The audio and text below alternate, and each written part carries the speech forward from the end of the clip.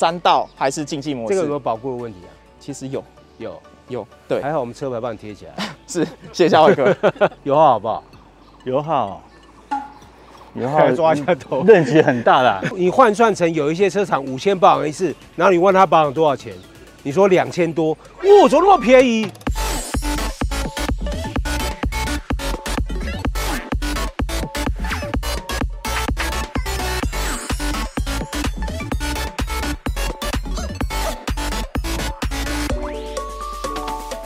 好，长期追踪单元，那今天呢，现在雨停了哈，跟我出来工作就要淋雨，要忍受，要习惯这个天候现象。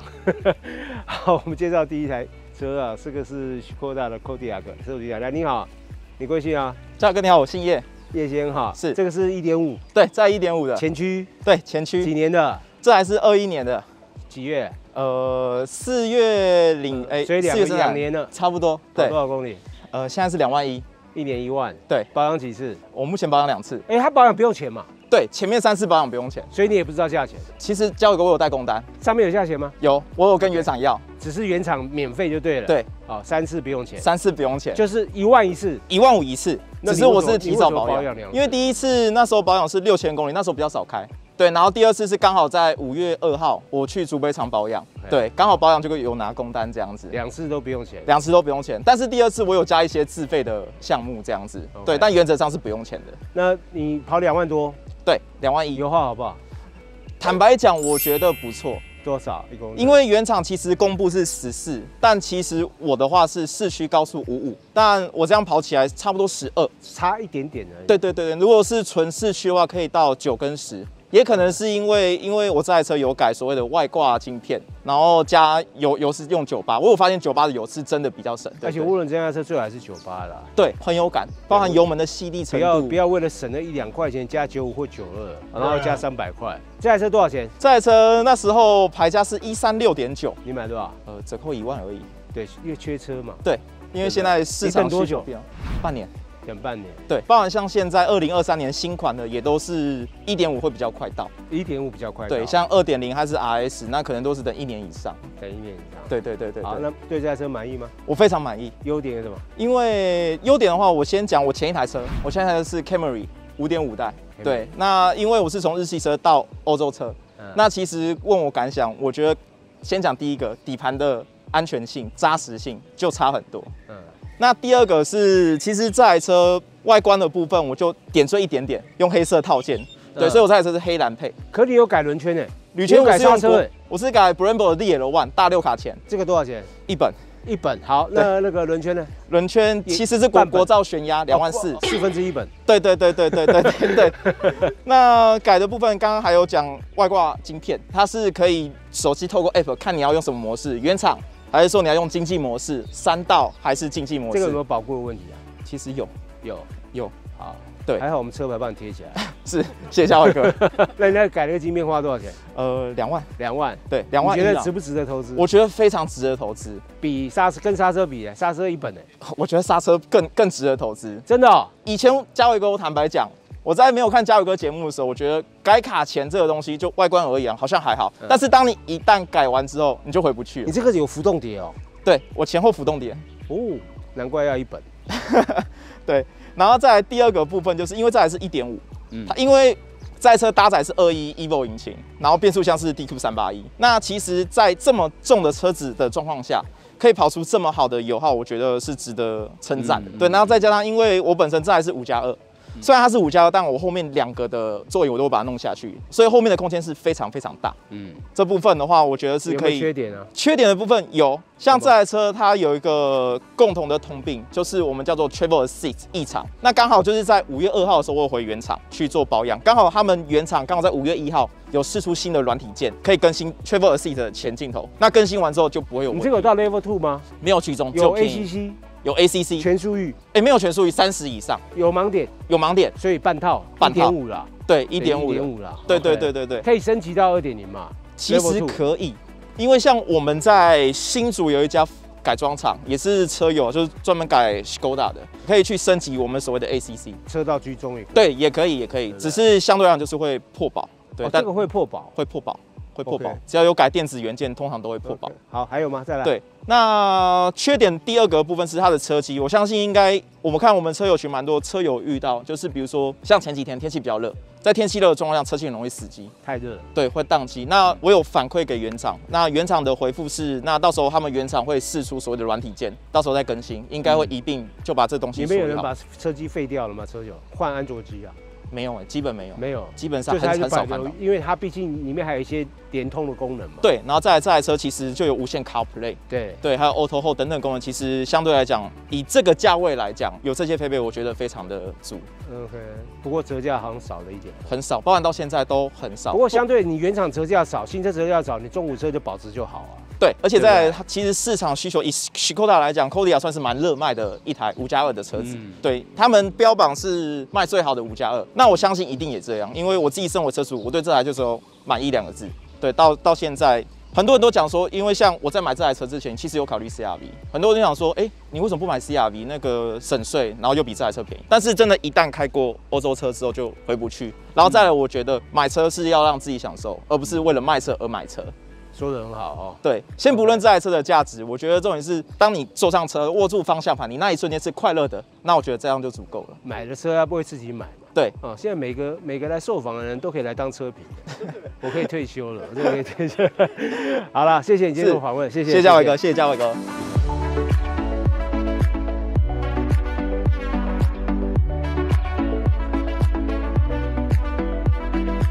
好，下一个是大家熟悉的 CR-V 哈，我们介绍车主进来。您好，你贵姓先生？毕竟黄先生哈，你这个是哪一个版本 ？VTIS 还是 S？ 这是 VTIS， 买多少钱当初？定价103.9啦。啊，你买多少？我是老实说也忘记了，就是说那时候选配雷达之后又回到103，又回来103.9。对，绕一圈又回来。你这个是2019的，2019 1月。你知道这个是要改款了吗？有，听说6代。那你跑多少公里了？11万多。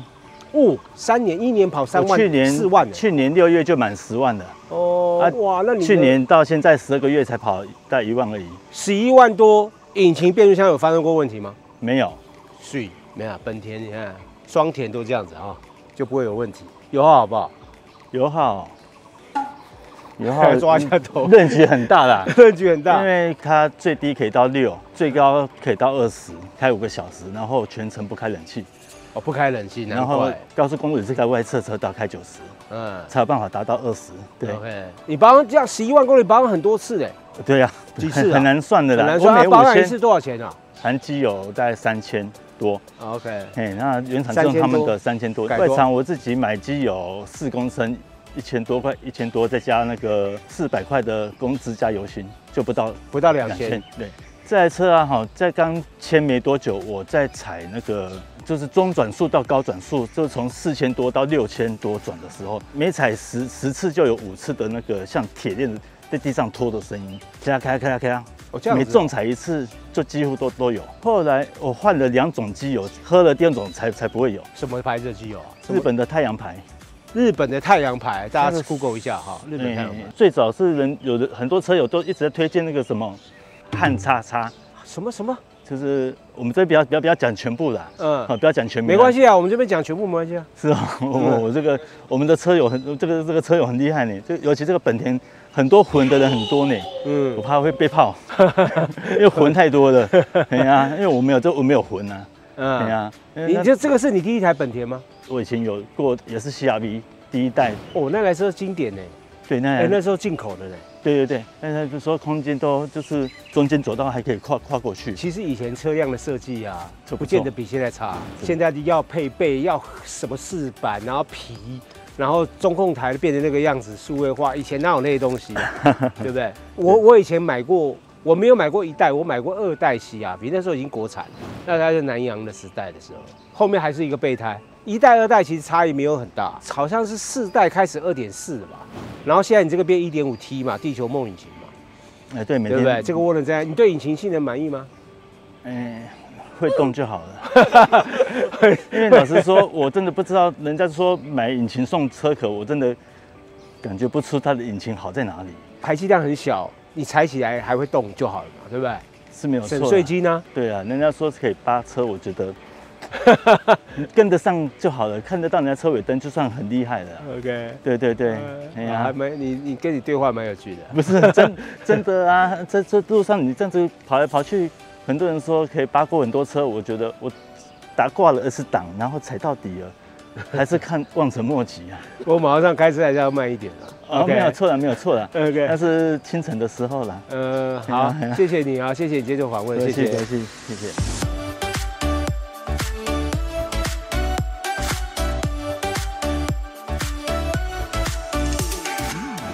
好，第3台 Polo， 我们介绍车主讲，你好，嘉伟哥好，你贵姓啊？李先生，李啊，对，好，来，这台是什么排气量的？1.0的，1.0的，它有1.0和1.5是吧？只有1.0，只有1.0，对 ，Polo GTI 才有2.0，GTI 是2.0，所以它没有1.5 Evo 那可以都没有。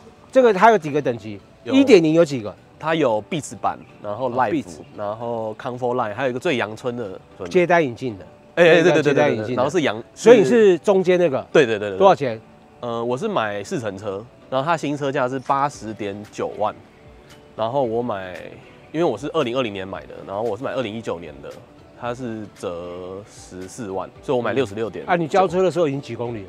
我那时候买算是捡到宝，所以跑4000，就是展之间4人车了。对，对不对？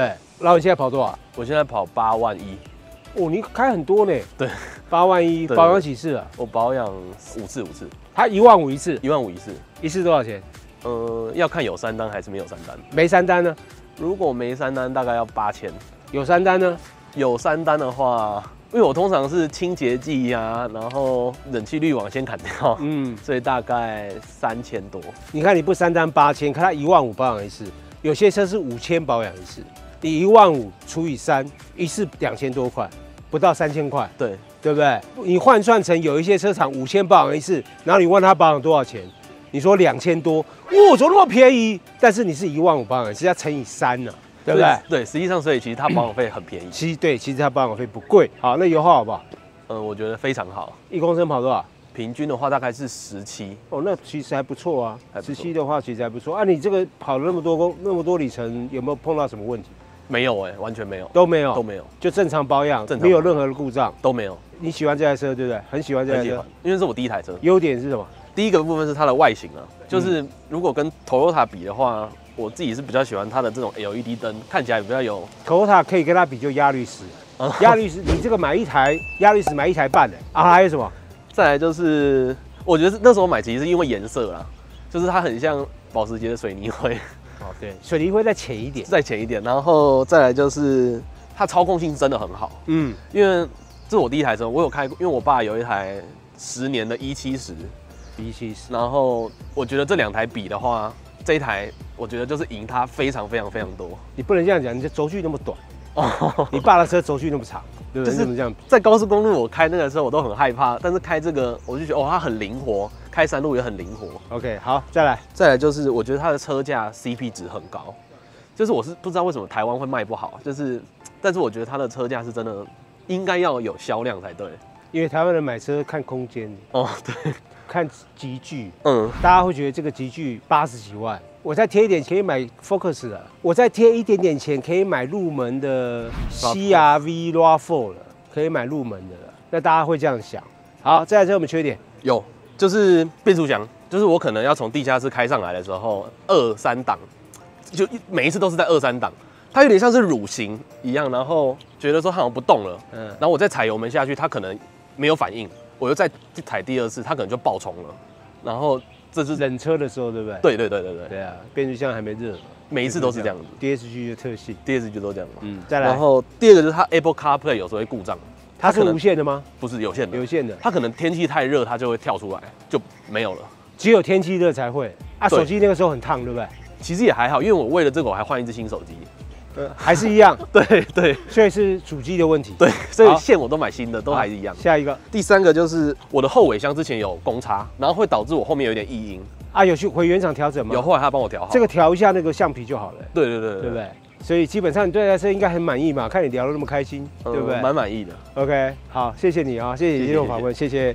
OK， 3个车主很可爱哈，而且他们的心得呢，可以供大家参考。未来假设有机会，你跟他们变成是车友的时候呢，你就可以知道他们的心得在你身上不管好与坏会不会发生。那一样在我们荧幕下方有报名的方式，也欢迎零配件还有业代啊来参加我们的报名。因为我们零配件业代现在都没人报名，没有，业代都很害羞哦。零配件现在可能不景气吧，没关系，反正如果你有好的产品，或是你觉得你是一个刚入行的业代，你想要透过我们的频道来让你的未来的知名度也好，业务也好，会有更好的发展的话，欢迎来跟我们报名。